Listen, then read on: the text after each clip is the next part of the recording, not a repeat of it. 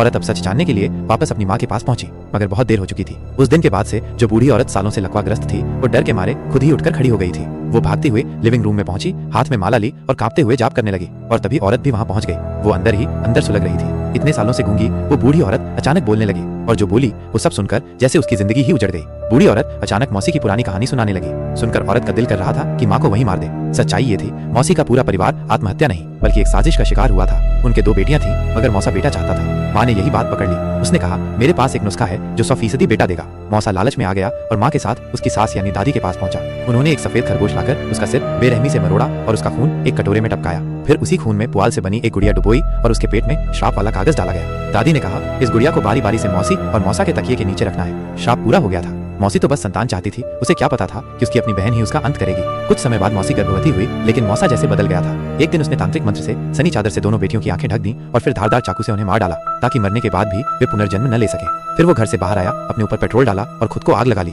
मौसी ने जब ये सब देखा तो सदमे में उसे समय से पहले प्रसव हो गया। संयोग से माँ और दादी वहीं थी। उन्होंने मिलकर बच्चा पैदा किया, मगर प्रसव बहुत कठिन था। दादी को अब सिर्फ बच्चा चाहिए था। मौसी बचे या नहीं उससे उन्हें कोई फर्क नहीं पड़ा। उन्होंने जबरदस्ती पेट चीरकर बच्ची को बाहर निकाला। हाँ, बच्ची बेटा नहीं। अब माँ खुद कभी माँ नहीं बन सकती थी, वो बांझ थी। तो उसने अपनी बहन की बेटी को ही अपना बना लिया, और ताकि कोई गवाह न बचे उस रात तकिए से दबाकर मौसी की जान ले ली गई। इस तरह मौसी का पूरा परिवार तबाह हो गया। और वो बच्ची जो बेमौत बच गई वही थी ये औरत, जिसे पूरी जिंदगी एक झूठे रिश्ते में पाला गया। औरत सब सुनकर अंदर से टूट गई। जिसे वो माँ समझती थी, वो दरअसल उसकी असली माँ की कातिल निकली। वो रोती चिल्लाती भागती हुए उस कमरे में पहुंची जहाँ उसकी माँ थी, मगर तब तक बहुत देर हो चुकी थी। वो औरत अब इस दुनिया में नहीं रही। शायद यही उसका न्याय था। और जब औरत टूटे दिल के साथ उस घर को हमेशा के लिए छोड़कर चली गई, तो पीछे बस एक मक्खी थी जो मरी हुई बूढ़ी औरत के सिर के पीछे से उड़ती हुई निकली।